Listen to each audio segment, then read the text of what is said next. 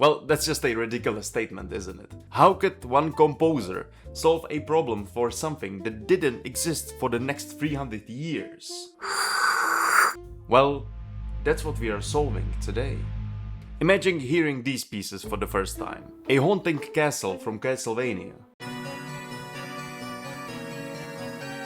A peaceful village from The Legend of Zelda. A mysterious forest from Final Fantasy.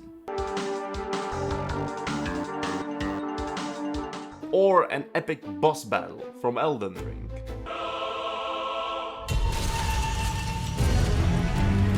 Now imagine someone told you that the people who inspired those soundtracks lived 100 years before video games even existed. Video game music feels modern. It's tied to technology, consoles and digital world. A classical music belongs to concert halls, with powdered wigs and history books.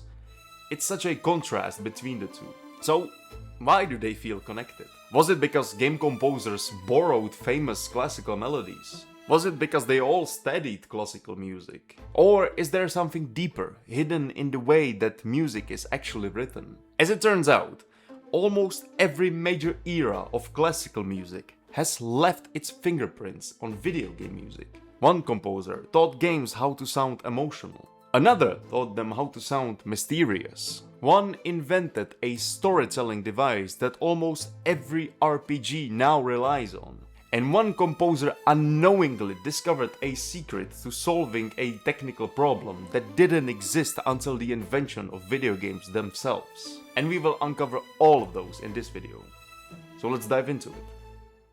Let's start with the easy examples. Sometimes games simply use classical music directly. If you played Lemmings, you have already heard Mozart, Chopin, Tchaikovsky and Offenbach, whether you realized it or not. Tetris also became famous for Korobeiniki, a 19th century Russian folk song that many people mistakenly thought was written specifically for the game.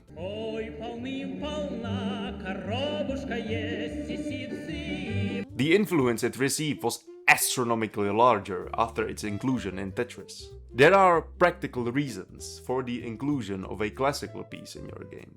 It often lives in a public domain, making it inexpensive to use. It's also instantly recognizable. The audience already has an emotional connection. But those examples aren't actually the interesting stuff. Borrowing a melody is easy, right?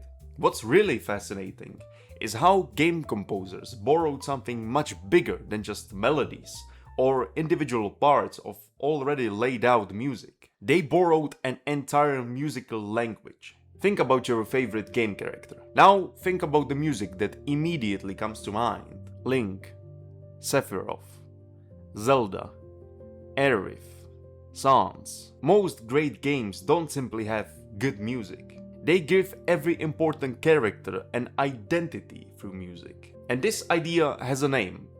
It's called a leitmotif. Although earlier composers experimented with recurring themes, it was Richard Wagner who really transformed the leitmotif into a powerful storytelling system in his operas. Characters, objects, emotions, even ideas, they all could have their own musical traits, musical identity. When those themes returned later, the audience understood the story without any words being spoken. That's one of the reasons why you can understand an opera that's been sung in a completely different language. You don't have to necessarily understand what the singers are saying. The musical language or the musical storytelling is usually enough to give you the hint of what's going on. Today it's almost impossible to imagine a major RPG without this technique. The music isn't just decorating the story, it is the story. Most players never consciously notice this. They just simply feel it.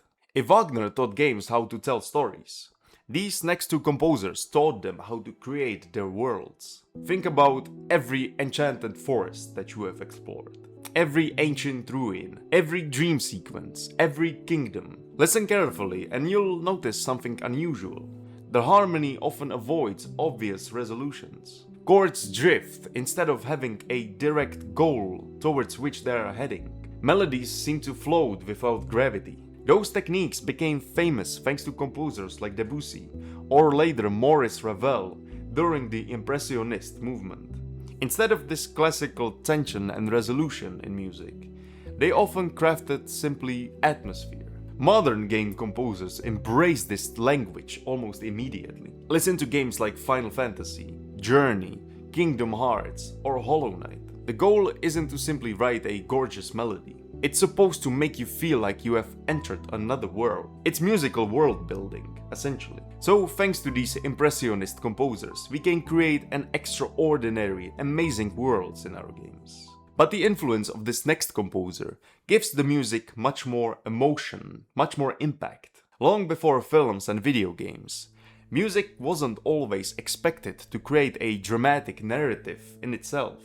That began to change with Ludwig van Beethoven. His symphonies weren't just collections of wonderful melodies, they were journeys. There was a conflict, a triumph, loss, hope, entire narratives told without a single word. One of Beethoven's greatest strengths was taking a tiny musical idea and transforming it throughout the entire musical piece. The famous four-note opening of his Fifth Symphony is a perfect example of this. That simple motifs appears again and again, constantly changing, growing alongside the music until it becomes something much larger. If that sounds familiar, it's because game composers do the exact same thing. A small musical idea introduced early in the game might return during a boss battle, for example.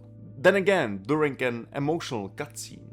Then once more in the ending credits. Each appearance carrying more meaning because the player has lived through the story. Rather than writing isolated tracks, game composers often build entire soundtracks from a handful of related musical ideas. It's a technique that can be traced directly back through film music, and ultimately to Beethoven's symphonic thinking, where a familiar themes evolve through different games and different emotional contexts. You can hear this especially clearly in games like Legend of Zelda, where a familiar themes evolve through different games and different emotional contexts. Or Final Fantasy, where recurring ideas tie enormous adventures together. The goal isn't to simply make a good music, it's to make the soundtrack grow with the player. JRPGs took one more composer into consideration when creating their worlds. Think about the saddest music you have ever heard in video game. There is a good chance it came from a piano, especially in Japanese RPGs. Those composers write melodies that are remarkably close to the romantic piano traditions. Long lyrical phrases, expressive chromatic harmonies, broken chord accompaniments. Melodies that almost sound like someone is singing them.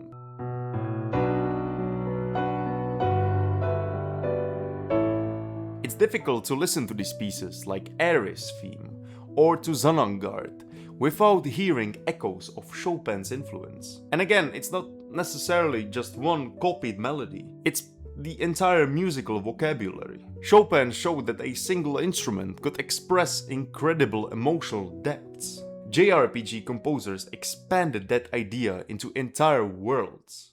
Now let's finally talk about Bach and the problem that he solved, which I was talking about in the intro to this video. So far, we have been talking about artistic influence, but there's another reason why a classical music became so important to games. And it has nothing to do with style.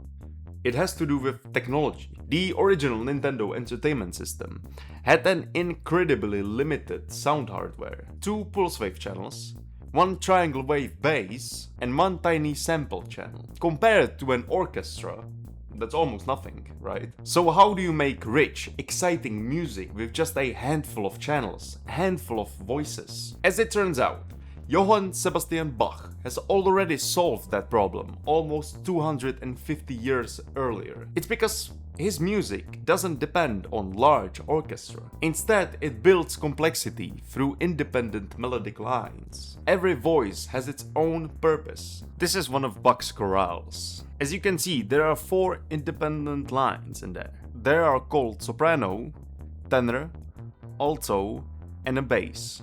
And as you can see, all of those 4 voices hold their own independent lines. None of them are just accompaniment. For example, the middle voices, the tenor and alto, are usually the voices that hold and accompany some kind of engine that runs through the music. But in this case, they also have a melodic function. They are just four distinct lines that just coincide to work together. Well, it's not a coincidence, of course, it's really carefully put together. This just shows Bach's genius. But what I'm trying to say is that these all could work separately, but when you put them together, they create something extraordinary. So even with those limited resources, those limited voices, you can create such a complex piece of music. And that's exactly what the Nintendo Entertainment System had to deal with as well. You have four independent lines as well, right? You have the two pulse wave channels, one triangle bass and one sample channel. That just coincides with the four voices that Bach uses in his chorales. So that's how early video game composers solved that problem. They just used independent lines to create a polyphonic texture, to create a rich piece of music with just few voices. And they of course took inspiration from Bach and other Baroque composers that utilized this technique. Even with only 2 or 3 parts, the music feels complete. There is no filler, there are no extra notes. And that's exactly what early game hardware could do well. Many early game composers gravitated towards the same musical thinking as Bach did. Not because they wanted to sound old, but because the hardware rewarded that approach. The intertwining melodies of Castlevania, the clear independent lines in early Zelda, the surprisingly sophisticated writing on the Commodore 64. Suddenly those old chiptunes don't feel primitive anymore. They sound almost baroque.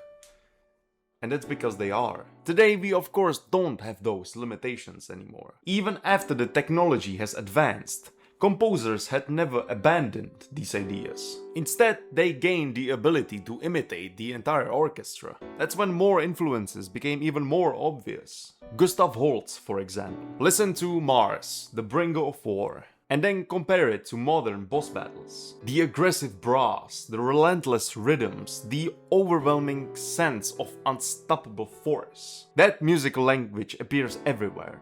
In Halo, in Fire Emblem, in Final Fantasy, in Elden Ring. Technology changed. The musical language didn't. When people compare video game and classical music, they often focus on the smallest details, like melodies or similar rhythms. But that's actually the smallest connection. The real influence runs much deeper. Wagner taught games how music could tell stories. Debussy and Ravel taught them how to create an atmospheric world. Beethoven taught them how to make the music much more impactful. Chopin taught them how to express emotion. Holst shaped the sound of epic battles. And Bach, perhaps the most surprising influence of all. He accidentally wrote music that was almost perfectly suited for the limitations of early video game hardware. Video game music didn't become great by abandoning classical music and moving forward. It became great by building on hundreds of years of musical ideas and adapting them to the new medium. That's probably why these soundtracks feel so timeless. They are not just gamer music. They are the newest branch of tradition that has been evolving through centuries. So next time a great soundtrack comes out, think to yourself, what was the influence for it? Or the inspiration? Couldn't it be a piece of music that is hundreds of years old? Thanks for watching.